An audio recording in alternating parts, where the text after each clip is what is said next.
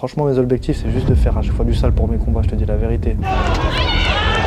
Les clowns, là, tu sais, qui font du show pour rien avant le combat et tout, moi, si tu veux venir voir mes combats, tu vas voir, tu vas prendre ton ticket, c'est pas pour rien. Moi, je leur ai fait une piqûre de rappel avec le petit KO, tu vois. Eh les gars, je suis toujours là, hein, faut arrêter de croire que, tu vois, pas parce que j'ai 35 ans que vous croyez que je suis un petit vieux, vous inquiétez pas, je suis encore là, j'ai la gouache et je suis en forme.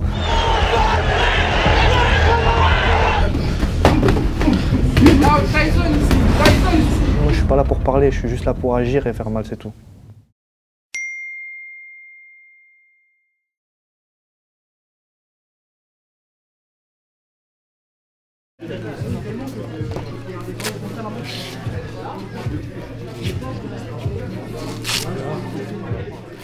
Les gars, un nouvel invité sur la chaîne pour la première fois et il a signé un retour stratosphérique il y a quelques mois de ça. Yacine Belhadj, comment ça va? Ça va très bien et toi? Ça va bien, merci. On va revenir un petit peu sur ton parcours. Déjà, un petit peu, on va revenir à quand tu étais plus petit. Ouais. À quel moment, toi, tu découvres les sports de combat? Les sports de combat, je les découvre très tôt, moi. À l'âge de 5 ans et demi, mon père il m'a inscrit au taekwondo, donc, dans la ville de Montpellier, parce que je suis montpelliérain de base. Et du coup, bon, je me suis mis dans le taekwondo parce que j'aimais bien les films de Jean-Claude Van Damme à l'époque.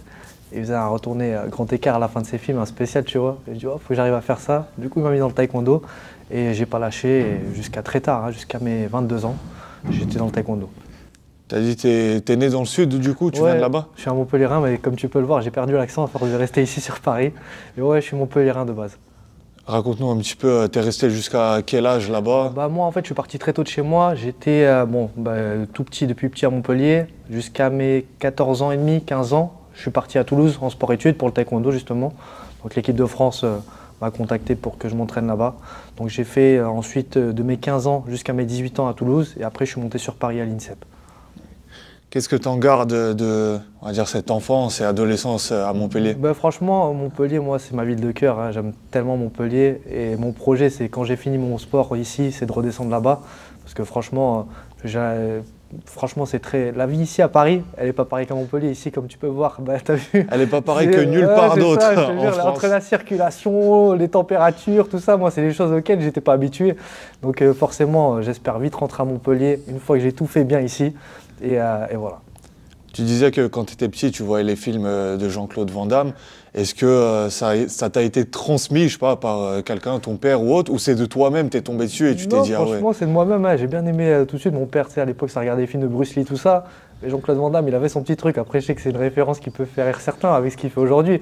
Mais franchement, à l'époque, ces films comme Bloodsport, Kickboxer, c'était incroyable. Tu vois, j'ai les références qui sont encore dans ma tête aujourd'hui. Et franchement, c'était un truc de fou. Et toi, quand tu étais petit et que tu regardais ça, bon déjà de base, je sais pas si c'est des films adaptés aux petits, mais quand tu vois ça, toi tu te dis quoi? Tu veux faire pareil? Tu veux devenir Jean-Claude Van Damme? Ah franchement, franchement, à l'époque quand j'étais petit, hein, moi j'aurais kiffé être acteur comme Jean-Claude Van Damme, tu vois. Mais vraiment, c'était... je trouve qu'à l'époque, ils arrivaient à transmettre cette envie de faire les arts martiaux, tu vois, à travers les films. Après, comme tu as dit, c'était peut-être pas des trucs de notre âge, mais comme à l'époque, on a connu le Club Dorothée, tu vois, avec Dragon Ball Z, Ken le Survivant. On regardait ça, nos parents ils nous mettaient devant ça, mais c'était pas forcément notre âge aussi, mais c'était incroyable, tu vois. Franchement, je trouve qu'on a eu, dans notre enfance, on a eu des super choses. Et directement, c'est quelques années plus tard, du coup, que tu prends cette voie martiale, on va dire, que tu dis, ouais, je me mets dedans? Bah en fait, tu sais, mon père, c'est un footeux à la base. Donc, il a essayé avec le foot, tu vois. Il a vu au bout de 6 mois, c'était pas fait pour moi. Je crois que je suis le rebeu qui sait pas jouer au foot aujourd'hui. Tu vois, tu mets un ballon dans les pieds, je vais te tirer à l'autre bout là-bas. Mais ouais, depuis tout petit, du coup, 5 ans et demi, il m'a mis dedans. Donc, franchement, j'avais des bonnes aptitudes au taekwondo. Et après, par la suite, tu vois, bah, comme ça, tu as pu le voir, j'ai fait mes résultats. J'ai fait champion du monde, j'ai fait champion d'Europe, j'ai fait plusieurs fois champion de France. Donc franchement, c'était un sport fait pour moi. Le seul truc qu'il m'a dit mon père quand j'étais petit, c'est je te mets dans ce sport-là. Tu vois, il n'était pas du genre mon père à essayer du handball, essaye ici, ça. C'est tu choisis ce sport-là, tu fais jusqu'au bout. Et franchement, ça n'a pas raté. Il reste 3 fois 3 minutes. On va monter dans 3 minutes.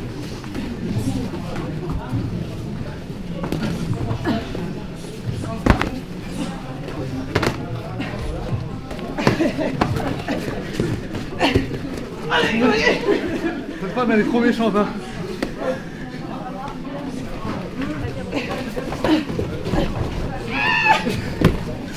C'est quoi ce cri? Non. Attends. Ils connaissent pas l'homme masqué là. Il y a un mec, il est en mode Marvel en ce moment là. C'est pas moi, c'est pas moi. Il va sortir un masque de ski, frère. Celui qui est masqué, il a la boule à Z d'habitude là. C'est pas lui. Là, c'est pas lui aujourd'hui. Tu vas laisser couper pour le combat? Il peut plus se pousser, frère. Tu fais juste un bon. Il est cuit là, ça y est. Comment tu peux parler? Elles veulent me faire pour la vidéo à Yash. En plus, je suis spécialiste des. Il t'a mangé tout de suite, il m'a dit comment tu peux parler, frère. J'ai pas parlé, j'ai regardé, j'ai dit plus rien. On le sait évidemment, taekwondo spécialisé dans les coups de pied. J'imagine que ton surnom Crazy Legs vient de là. Ouais, exactement. Il vient de là, mais là, je t'avoue que sur les derniers combats, j'ai pas trop envoyé mes jambes. Du coup, moi, tu sais, quand j'étais au coffre, là, sur mon dernier combat d'ailleurs, apparemment dans le public, il y en a qui disaient mais pourquoi on l'appelle Crazy Legs et tout, il envoie pas les jambes. Mais là, je vais plus les envoyer pour les prochains combats. C'est un truc, c'est une marque de fabrique que j'ai depuis tout jeune. Hein. Tu sais, même au taekwondo, j'envoyais des coups de pied retournés dans tous les sens. C'est pas forcément des choses qu'ils faisaient tous au taekwondo, et même moi, tu vois. Et du coup, j'aimerais le retransmettre dans le MMA là, pour les prochains fights. À quel moment, du coup, tu fais la transition où tu commences à t'intéresser même au MMA? Bah écoute, le MMA, déjà, quand j'étais à l'INSEP, tu sais, quand je suis arrivé à l'INSEP vers mai, ouais, je suis arrivé en 2008 à l'INSEP. Donc déjà, tu vois, je regardais un petit peu à l'époque les UFC, les trucs comme ça qui m'intéressaient énormément. Mais tu vois, vu que j'étais encore dans le cursus olympique pour espérer faire les Jeux Olympiques, je mettais ça dans un coin de ma tête. Et je me disais, bon, vas-y, on va tester cette Olympiade. Et si ça passe pas, je suis encore jeune, je pourrais faire ma transition. Parce que moi, tu sais, quand j'étais à l'INSEP, j'aimais beaucoup regarder les entraînements de lutte, les entraînements de boxe. Et à chaque fois, je me disais, putain, j'aurais peut-être dû faire ça à la place de faire le taekwondo. J'aurais dû faire l'anglaise, j'aurais dû faire la lutte. Et au final, tu vois, quand j'ai fini cette Olympiade-là de 2012, j'ai fait le choix de faire du MMA. Ça regroupait toutes ces disciplines, tu vois, qui me faisaient kiffer. Et du coup, c'est comme ça que je me suis mis dedans. Mais qu'est-ce qui faisait, du coup, que quand tu voyais les entraînements de lutte, de boxe, tu doutais, tu te disais peut-être que j'aurais dû faire ça, alors que tu étais bien quand même dans le taekwondo, tu étais en place. J'étais très bien, mais il y a un truc que j'aimais beaucoup dans la boxe et la lutte, c'était l'efficacité martiale. Tu vois ce que je veux dire? Je te dis une bêtise, ça sera plus efficace la lutte ou la boxe si dehors tu as une embrouille que le taekwondo, tu vois. Tu vas envoyer des gens, bon, ça peut toujours surprendre. Mais moi, c'était cette efficacité-là que je kiffais grave. En fait, la transition, elle s'est faite petit à petit, mais j'ai pas commencé tout de suite par le MMA, j'ai plus fait du sol, du grappling tout de suite. Donc je me rappelle, c'était sur ma dernière année à l'INSEP, donc en 2012. Je faisais mes entraînements de taekwondo et le soir je prenais ma voiture et à l'époque tu vois ce que j'avais fait, j'avais regardé sur internet meilleur club de sol. Moi je connaissais rien du tout au sol, tu vois, je cherchais et ça m'avait proposé un club à Nanterre, je me rappelle plus comment il s'appelait, je sais que l'entraîneur c'était Flavio Peroba à l'époque, tu vois, c'était un Brésilien inconnu qui je crois entraîne dans le sud à Monaco maintenant et je vois Nanterre, meilleur club de sol et tout. Ok, je prends ma route et je tape la route, hein. Franchement c'était quoi, c'était à 1 heure de l'INSEP, et l'INSEP c'est vers Vincennes. Et j'arrive là-bas et je vois gros des mecs oreilles de chou bien costauds et tout, je vois bon, ça doit être bien, tu vois, je vois les mecs qui tiennent la route et tout. Et là-bas d'ailleurs, c'est là-bas que j'ai rencontré, eux, ils me connaissaient pas, mais que j'ai vu pour la première fois Johnny et tout, qui allait s'entraîner là-bas. Et j'ai fait mon premier entraînement et j'ai fait la serpillère. J'ai dit, ah ouais, je me faisais étrangler ça. Et je dis, oh, c'est quoi ça? Tu vois, et en fait, je me suis rendu compte qu'au niveau, c'était pas uniquement à l'INSEP, tu avais des mecs à l'extérieur qui, dans des clubs, ils s'entraînaient de façon hard, tu vois, et qu'ils étaient très bons. Et du coup, quand je rentrais à l'INSEP, le lendemain, l'entraîneur, il me voit avec des traces, tu vois, des trucs. Qu'est-ce que t'as fait? Je dis non, t'inquiète, rien. Et du coup, ça s'est fait comme ça, tu vois. Sur les 6 derniers mois de ma dernière année à l'INSEP, le soir, j'allais faire un peu de sol, un peu de ci, un peu de ça. Et après, en fin 2012, j'ai décidé d'arrêter le taekwondo et j'ai dit, je vais me mettre pleinement au MMA. Est-ce que tu as été surpris, on va dire, de la dureté, de la difficulté comme ça du sol ou d'un autre sport dans lequel tu n'étais pas en place, on va dire? En fait, ce qui a été dur pour moi au début, c'est de mettre son ego de côté et de repartir à zéro dans une discipline. Tu vois, j'étais dans le taekwondo, dans une discipline dans laquelle j'excellais. Et d'un coup, on te dit, ok, bah, par exemple, sur le sol, bah, faire rien que les éducatifs à l'échauffement, tu vois. Je comprenais pas, tu vois, tu fais des roulades, des trucs, tu dois rouler sur tes épaules. Et en fait, rien que de faire ça, bah, j'ai dû dire, ok, là, je vais devoir reprendre une discipline à zéro. On oublie le côté taekwondo où on a connu haut niveau. Et là, maintenant, on repart à zéro. Et ça, c'était le plus difficile pour moi, mettre mon ego de côté. C'était dur, mais est-ce que ça t'a plu, ce premier entraînement? Bah pour moi, c'est un challenge, tu vois. Donc ouais, ça m'a plu forcément. Parce que tu sais, moi, quand je change de discipline, moi, je suis pas un mec qui fait du sport pour le loisir, tu vois. Donc j'ai des objectifs en tête. Et dès que je me suis mis au MMA, je savais que c'était pas pour le loisir. Je savais que la route allait être longue parce que j'avais 22 ans quand j'ai fait ma transition. Je repars à zéro sur plein de disciplines. Et forcément, en plus, les gens que tu côtoies, que je connaissais très bien, il y en a certains qui me disaient, tu devrais rester au taekwondo, c'est pas fait pour toi, si, ça. Donc tu vois, moi, j'avais mon truc en tête, effet tunnel, et j'ai dit, je vais m'entraîner et je sais que ça va payer. Et quand j'ai commencé le MMA, je suis tombé dans le club à Johnny Frachet. Tu as vu, aujourd'hui, je m'entraîne avec lui, mais j'ai commencé avec lui le MMA à Vivacité, tu vois. Donc au final, tu vois, j'ai commencé avec lui et je vais terminer avec lui. Quand tu as fini ton cursus à l'INSEP, tu savais déjà que tu allais rester ici à Paris ou tu te disais, bon, le Sud, ça manque quand même? Franchement, le Sud, ça m'a manqué, surtout que quand j'ai fini, tu vois, mon sport-études à l'INSEP, j'avais pas de taf, j'avais rien. Et eux, ils t'aident pas pour ta reconversion professionnelle, ça veut dire que tu te débrouilles. Donc je me suis débrouillé comme j'ai pu, j'ai rencontré des amis à moi comme Chaban et d'autres qui m'ont un petit peu aidé ici, le temps que je trouvais un boulot et tout. Donc j'ai CV, envoie mes CV, si ça, trouve un travail. Donc voilà, moi, à un moment donné, j'étais hésitant à redescendre ou pas, mais je savais qu'ici, au niveau, c'était beaucoup mieux. Tout ça, c'était il y a quoi, une dizaine d'années à peu près? Ouais, c'était en 2000, j'avais 22 ans, si je dis pas de bêtises, c'était en 2012. Ouais, 2012, j'ai fait ma transition. Et je suis devenu un vrai Parisien et malheureusement, voilà, aujourd'hui, je perds l'accent, tout ça. T'as vu, je suis dégoûté.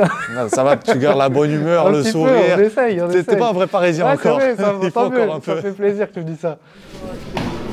C'est libre là.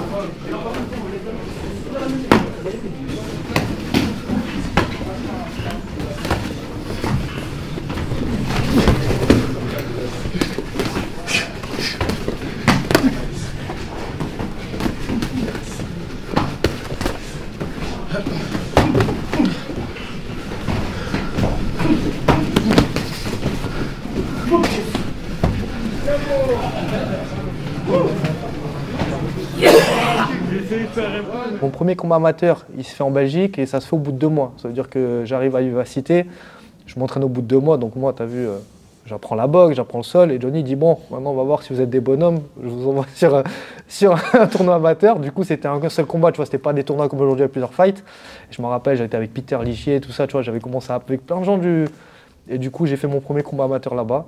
Et j'ai pas gagné mon premier combat amateur, hein. Par contre je l'ai boxé, tu vois. Je savais pas faire du sol, dès que j'étais au sol, tu vois, ça faisait 2 mois, j'ai serré. Par contre debout, tu vois, je lui ai envoyé sa tête. En plus il était en Belgique, c'était un Belge, il était avec ses potes, tu vois, autour de lui. Et je me rappelle, moi j'ai perdu, mais j'ai vu qu'à la fin il était bien gonflé, ça me suffisait. Je dis, ah c'est bon, allez, c'est nickel. J'ai l'impression que l'amateur à cette époque-là, on parle de il y a 10 ans à peu près, c'était vraiment juste pour l'expérience de la cage et après tu allais direct en pro, quoi. Il n'y avait pas de construction de carrière en amateur comme aujourd'hui. C'est exactement ça, tu vois. À l'époque, c'était vraiment pour prendre un peu tes repères, voir comment ça se passait. Il n'y a pas du tout de construction de carrière, tu savais même pas qui t'affrontait. Tu allais le jour J, ok, c'est telle personne que j'affronte, j'en ai fait 2, j'en ai perdu un, j'en ai gagné un de combat. Et en plus, nous, tu vois, vu que c'était pas légalisé en France, ce qui se faisait en France, c'était de pancrace à l'époque. Et moi, j'étais pas du tout chaud pour faire du pancrace, tu vois, parce qu'en plus, ça comptait dans ton Sherdog comme un combat pro MMA. Et moi, j'ai toujours dit, pour moi, le pancrace, c'est comme si tu vois, pour moi, le pancrace et le MMA, c'est 2 sports différents, comme la lutte et le judo. Tu en as un où tu vas pas frapper au sol, tu en as un où tu peux frapper au sol, et c'est 2 disciplines totalement différentes. Donc, je voulais pas faire mon expérience sur du pancrace, et j'ai toujours été pas d'accord avec ça. Du coup, j'attendais d'avoir une opportunité en MMA. Du coup, quand est-ce que se fait ton premier combat pro? Premier combat pro, tu as vu, j'ai commencé en 2012, je crois qu'il se fait 4 ans après, hein, parce que tu vois, comme je t'ai dit, je voulais pas faire de pancrace. Et un jour, on me propose une opportunité en Écosse, tu vois, et c'était un truc, un short notice, genre en 2 semaines. Et moi, en fait, à l'époque, j'étais au MMA Factory. C'était un peu compliqué à trouver des combats à ce moment-là, vu que c'était pas légalisé en France et tout. Donc mon premier combat, il s'est soldé par une défaite, parce que t'as vu, j'ai été trop gourmand ce jour-là, tu vois. Je savais que mon sol, à l'époque, par rapport au mec que j'affrontais, il fallait pas y aller. Lui, il était très bon sol, c'était son point fort. Moi, je fais mon combat debout. Je vois que je le sonne sur une première droite. Deuxième droite, je le sonne, il fait un vol plané, il atterrit sur le dos. Et moi, dans ma tête, je sais pas, je me suis vu UFC 300, je sais pas quoi, Georges Saint-Pierre, Grand Pound. J'ai dit, vas-y, je vais le tabasser par terre. Je commence à lui envoyer 1, 2, 3. Et là, il m'envoie une clé de bras de l'espace. Tu vois, même des mecs expérimentés, des potes à moi du MMA, ils m'ont dit, ah, celle-là, je l'aurais pris, je pense, parce qu'il est parti vraiment vite, tu vois. J'ai pris la clé de bras, j'ai pas voulu taper. Mon coude, il est sorti, il est rentré, tu vois, subluxation. Du coup, première défaite, et ça me met un peu dans le monde du MMA. Bienvenue, quoi. C'est comme ça, tu vois, faut travailler ton sol, quoi, en gros. Justement, comment tu l'as vécu et comment tu l'as accepté, on va dire, cette défaite? Pour un premier combat en professionnel, c'est toujours important, on va dire, le premier combat pro. Comment toi, tu l'as vécu? Franchement, je l'ai eu mauvaise. Surtout que le combat, tu vois, c'était largement à ma portée. Debout, quand tu regardes le combat, je l'ai tabassé. C'était la seule opportunité qu'il a eue, il l'a saisie, tu vois. Et je l'ai mal vécu. Moi, la défaite, franchement, c'est un truc que j'ai du mal à digérer pendant plusieurs mois. Donc, ça m'a travaillé l'esprit dans ma tête. J'ai dit, un jour, je vais le rattraper, lui, je vais le bombarder. Du coup, tu vois, ça s'est jamais fait parce qu'il a arrêté sa carrière ensuite. Et par contre, il y a son petit frère, tu vois, qui était au Cage Warrior quand j'y étais. J'ai demandé au Cage Warrior, je leur ai envoyé un message, est-ce que vous voulez bien me faire affronter, tu vois, cet Écossais? Ils l'ont jamais fait. Je voulais faire une vengeance fratricide, tu vois. C'est un ouf, tu veux prendre le petit frère, il a rien fait. Il a arrêté, j'avais pas le choix, tu vois. Et ils ont jamais voulu, tu vois. Mais c'est dommage, ça, parce que lui, je l'aurais bien allumé. Il me semble qu'après cette première défaite, t'enchaînes les victoires jusqu'à arriver à un combat face à Fares Ziam. Donc Fares, évidemment, on le voit aujourd'hui à l'UFC, il performe comme jamais il a performé là-bas.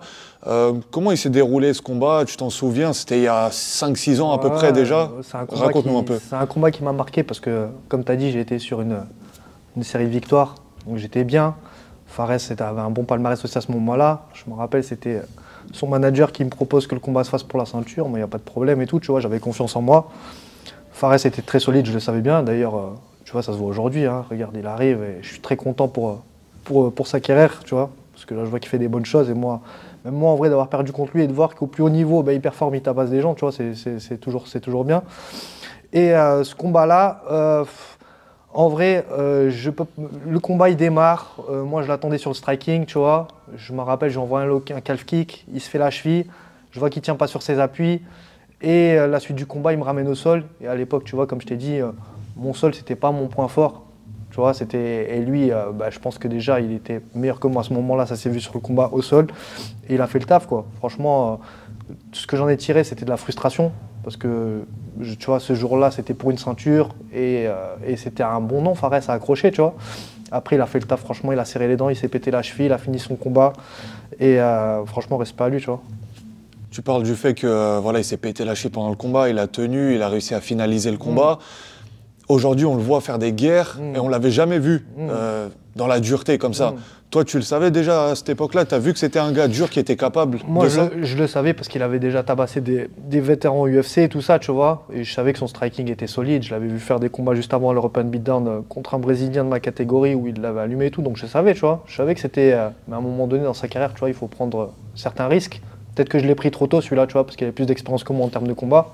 Après, tu vois, la vie, elle est faite comme ça. Ça sert à rien je peux pas revenir en arrière, faut pas regretter. Et c'est parfois les défaites aussi qui me font grandir, tu vois, comme celle-ci.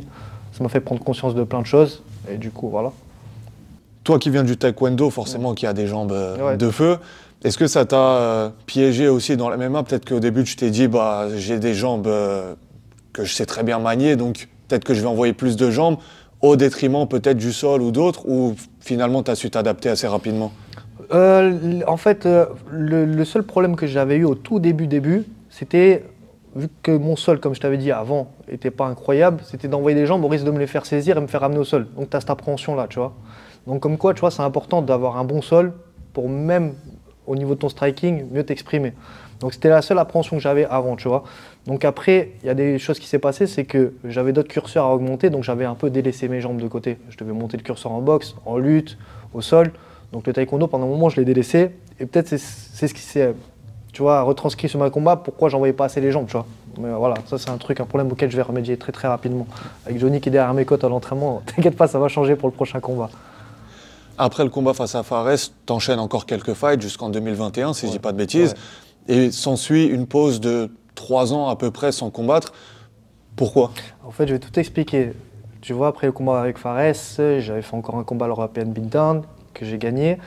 Et ensuite, je suis parti au Cage Warrior. Et le Cage Warrior, tu vois, quand j'ai combattu là-bas, c'est tombé en plein pendant la période Covid, tu vois, mes combats du Cage Warrior. Et d'ailleurs, j'ai affronté Grant là-bas, qui est un très bon combattant, tu vois, qui est au PFL maintenant. C'est les 2 défaites aujourd'hui, je pense qu'ils m'ont fait beaucoup grandir, tu vois, celle de Fares et celle de Grant. Ils m'ont fait comprendre qu'il fallait passer un cap, tu vois, pour les combats à venir. Et en fait, quand j'étais au Cage Warrior, tu te rends compte que gros, une organisation elle est là pour business, tu vois ce que je veux dire ou pas. Eux, ils mettent en avant leurs combattants anglais. Et je pense que ce choix d'aller là-bas, tu vois, pour moi, c'est pas le bon choix de carrière. Que j'aurais pu aller dans d'autres orgas, j'ai voulu privilégier le Cage Warrior à ce moment-là, c'est pas ce que j'aurais dû faire. C'était l'orga aussi en vogue. Voilà, tu vois, ça passait sur Sixplay, tout ça. Donc tu vois, j'ai voulu tenter. Au final, j'ai pas aimé, tu vois, je me suis pas senti bien là-bas. J'avais beaucoup d'annulations de combats. Franchement, en une saison, j'ai dû avoir 4 annulations. Mais des annulations, genre, tu vois, en plus, c'était en plein Covid, c'était galère de s'entraîner. J'arrive le jour du combat, je me plains en tout cas, on me dit, ouais, ton adversaire, il est pas là, il est blessé, tu vois. Et pas de raison, truc, tu vois, je devais affronter, je crois que c'était Truman à l'époque, là. Ok, ça m'arrive une fois. Une autre fois, je devais affronter un vet UFC, un Italien. La veille de mon départ, pareil, ouais, pas possible. Et tu vois cette accumulation de choses, parce que tu vois, la prépa, c'est de l'argent que tu investis, c'est du temps, c'est du stress, c'est de la fatigue. Et à chaque fois, annulation. À un moment, j'ai été gonflé. Et j'ai mon fiston, tu vois, ma femme était enceinte, mon fiston qui arrivait. Et ma femme, on avait fait le choix qu'elle arrête de bosser, tu vois, pour s'occuper du fiston. Et du coup, bah, tu connais la vie maintenant, la vie elle est chère, la vie elle est dure. Donc il fallait que je travaille un peu plus, tu vois, pour compléter un peu cette perte de revenus.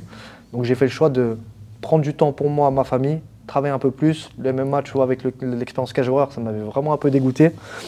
Et j'avais envie de profiter pleinement, tu vois, du premier enfant que j'allais accueillir, tu vois. Parce que tu connais, quand tu t'entraînes, tu dois préparer des combats, c'est du temps que tu passes pas à la maison près de ta famille. Et j'avais pas envie de passer à côté des belles années de mon fils, tu vois. Donc j'ai dit, vas-y, je vais faire un petit break. Mais j'ai pas arrêté de m'entraîner, par contre, tu vois. J'ai fait un petit break au niveau des combats, mais j'ai continué à m'entraîner.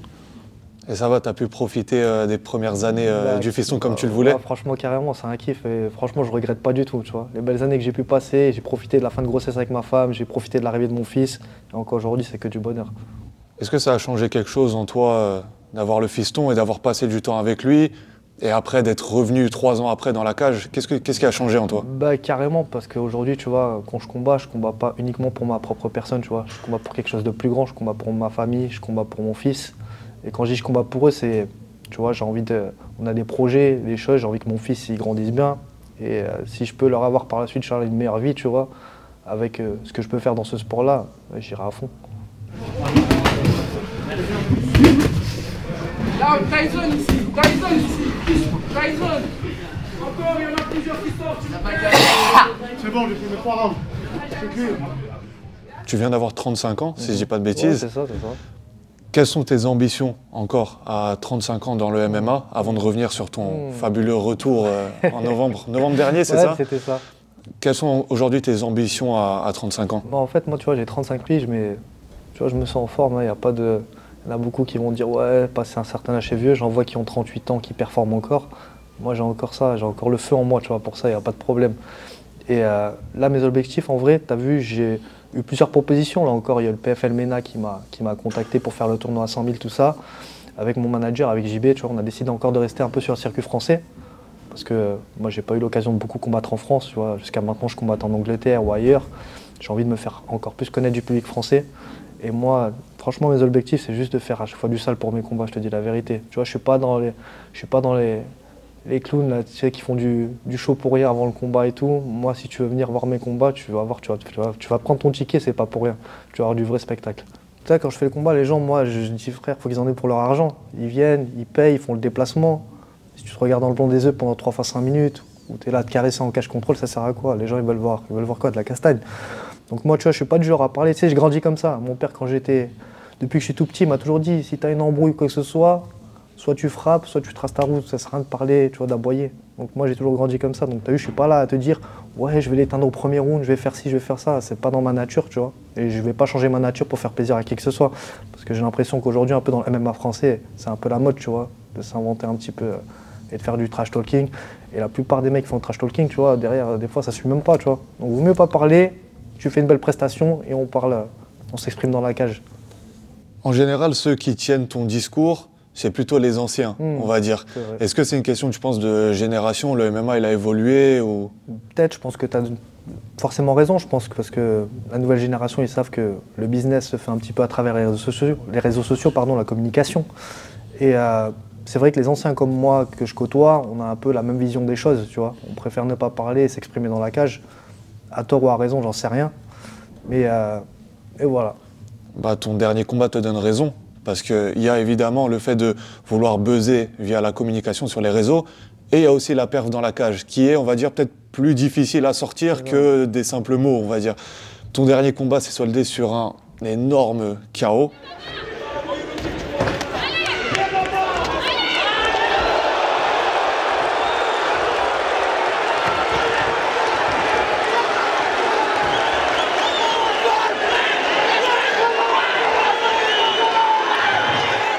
Est-ce que tu peux nous expliquer déjà, et même revenir sur ce combat, quand on t'annonce une date, déjà elle arrive quand cette date? À quel moment tu sais que tu vas combattre? En fait, depuis septembre de 2024, même peut-être un petit peu avant, il y a mon manager chez JB, il essaie de me matcher, tu vois.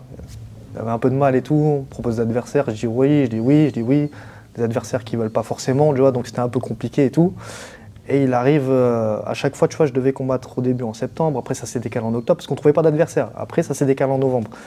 Et j'ai bien un jour, il me voit la fiche de Baba, tu vois, il me dit, bon, c'est le dernier adversaire que je peux te trouver, sinon je sais plus quoi faire, tu vois. Et je dis, ouais, vas-y. Et je vois Baba qui accepte le combat et tout.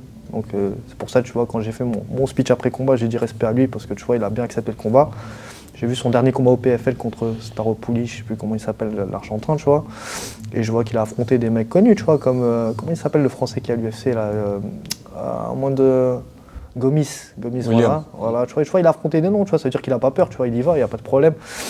Et du coup, on arrive au coff et tout. D'ailleurs, c'est un combattant très respectueux, tu vois, donc il n'y a pas eu de trash talking, tout ça, c'était très propre et tout. Je sais qu'il avait une bonne base de pied-point, donc Johnny me fait toute sa stratégie et tout. Moi, ça fait 4 ans que j'ai pas combattu, tu vois. Après, moi, comme je dis toujours, hein, tu vois, il y en a plein qui disent ouais, t'es pas stressé et tout. Je dis gros, si demain je dois me battre dehors, on m'embrouille, je vais pas dire attends, frère, je me suis pas battu depuis 4 ans. Je m'échauffe. Tu vois, c'est comme ça, gros, c'est comme ça. Et en plus, on aime ça. Tu vois, si je viens tous les jours, je m'entraîne, je tape des 30 minutes de bécane dans le froid, c'est pour ça. Donc voilà, on est rentré dans la cage. Le temps de prendre mes repères dans le premier round, il cognait bien dur, tu vois, lui il était à l'aise, surtout qu'il n'a pas du tout combattu comme on s'attendait, tu vois, son dernier combat contre Staropoulos, tu vois, beaucoup de déplacements, ça, là il fixe ses appuis, il avance sur moi, je dis ok, aujourd'hui il veut en découdre le monsieur, tu vois. Donc ça s'est tapé. On avait travaillé une stratégie avec mon coach d'anglaise, tu vois, on voyait qu'il faisait des crochets larges et il se jetait vers l'avant. Et Johnny, tu vois, l'échauffement, ça c'est grave marrant, tu vois, parce que je suis à l'échauffement, on fait la patte d'ours, et tu vois, le compte que je mets en KO, tu vois, quand on sera à la patte d'ours, je le révise, tu vois. Et Johnny il me dit, hey, ça tu le sors pas au premier round, il me dit, tu la gardes, ça c'est ta boîte secrète. Il m'a dit, si tu la mets au premier round, il va s'y attendre, ça marchera pas.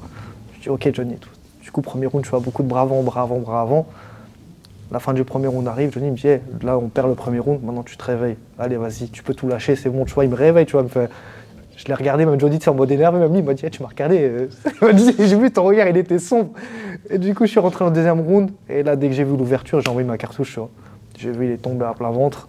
Et tu vois, sur le coup, tu connais, effet tunnel, moi il tombe, je veux pas qu'il se relève, j'envoie. Après l'arbitre il fait son travail, il me sépare. Et je suis content, tu vois, j'ai fait le taf. Est-ce qu'on peut te renommer Crazy Punch ou on garde Crazy Legs? Pour l'instant, on garde Crazy Legs. Crazy Punch, si je t'en mets un deuxième comme ça ou un troisième, tu pourras dire Crazy Punch. Il était prévu en quelque sorte ce contre-là, vous l'avez travaillé du coup? Totalement, avec mon coach d'anglaise. Il a vu quand il faisait des crochets larges, il jetait vers l'avant. D'habitude, quand je fais ma droite, je mets beaucoup de retrait du buste, tout ça. Là, il m'a dit, tu fiches tes appuis et tu tapes tout droit en ligne. Dès qu'il avance, tu cherches pas à comprendre. Et c'est ce que j'ai fait, c'est rentrer. Si vous n'avez pas de place, c'est de votre faute. Il n'y a personne qui est sorti. Hein. Vous vous démerdez. Il n'y a personne qui est sorti. J'ai vu. J'ai vu le gars. Enfoiré. Ha! Voilà! Voilà! C'est la mode pride là.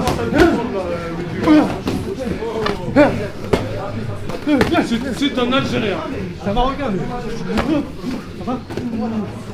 Après toutes les annulations que tu m'as citées au Cage Warrior, la pause personnelle, familiale, retour dans la cage, claquer un tel KO qui en plus a buzzé, on parlait de buzz tout à l'heure sur les réseaux. Qu'est-ce que tu as ressenti à ce moment-là? Franchement, j'ai ressenti énormément de kiff, surtout qu'il y avait beaucoup de proches à moi qui sont montés à Orléans. Il y avait mon père qui était venu de Montpellier. Tu peux pas perdre quand le papa il est là, tu vois. Donc franchement, c'est toutes ces émotions-là qui m'avaient manqué, tu vois. Franchement, ça m'a reboosté, ça m'a donné la dalle. Là, franchement, comme j'ai dit, là, cette année, j'ai envie de combattre, tu vois. J'ai envie de me faire plaisir. Et franchement, tu vois, cette adrénaline-là là, que j'avais pas pendant 4 ans, là, j'ai envie de la revoir encore. Forcément, avant ta pause, il n'y avait pas le public de MMA qu'on a aujourd'hui. Ouais. Et à ton retour, certains peut-être t'avaient oublié, d'autres te connaissaient pas. Ouais, est-ce qu'il y a quelque chose qui a changé d'un point de vue, on va dire, de la notoriété? Ou est-ce que tu as senti un engouement autour de toi après ce KO?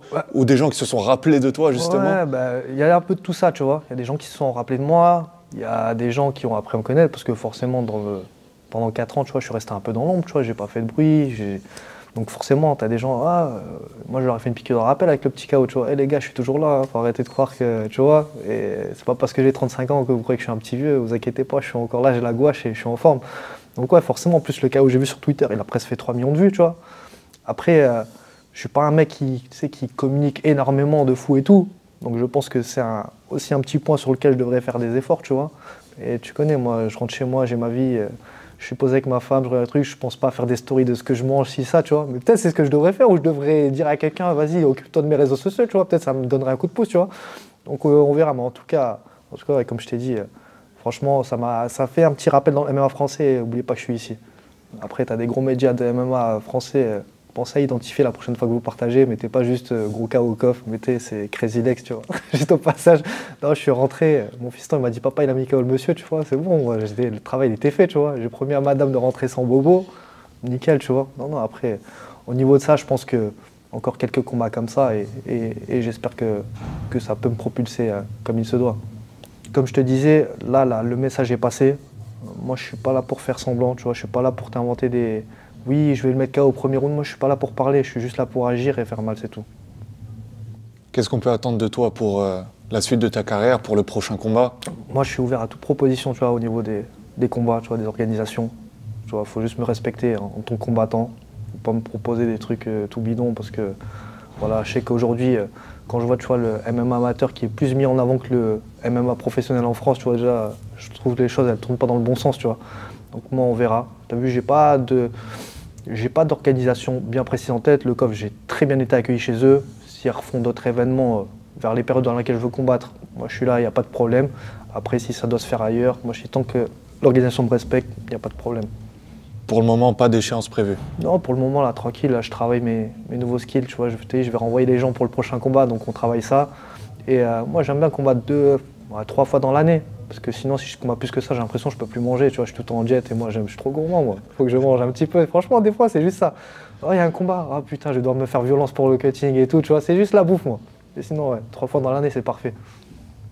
Juste pour conclure, qu'est-ce qui a fait que tu as gardé cette détermination, cette motivation que tu n'as jamais lâchée, malgré, comme tu as dit, la longue pause, les annulations, etc. Qu'est-ce qui a fait que tu es resté motivé et que tu es revenu aussi fort? Ben moi, déjà, c'est que j'aime le combat, tu vois. Déjà, si tu fais ce sport-là et que tu n'aimes pas le combat, c'est pas fait pour toi, tu vois. Vaut mieux que tu fasses autre chose. Moi, j'aime le combat. Ça m'a vraiment, vraiment manqué, tu vois. Comme je disais, de rentrer dans la cage, l'adrénaline, mettre des coups, en prendre aussi, tu vois. Parce que même c'est touché sans être touché, mais forcément on en mange aussi, tu vois. Et surtout que moi j'avais jamais combattu en France, tu vois. Ça c'était un truc, je dis putain, faut que je combatte au moins une fois en France. Là c'est fait. Et là ce que j'aimerais encore plus, tu vois, c'est combattre si possible à Paris ou à Montpellier. Alors là si tu me dis combattre à Montpellier, moi c'est mon kiff, ça y est. Donc ouais, vraiment c'était ça qui me tenait.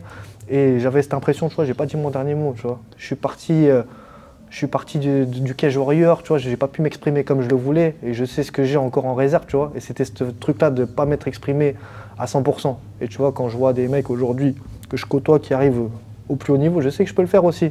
C'est juste, voilà, faut me donner ma chance à moi aussi, c'est tout.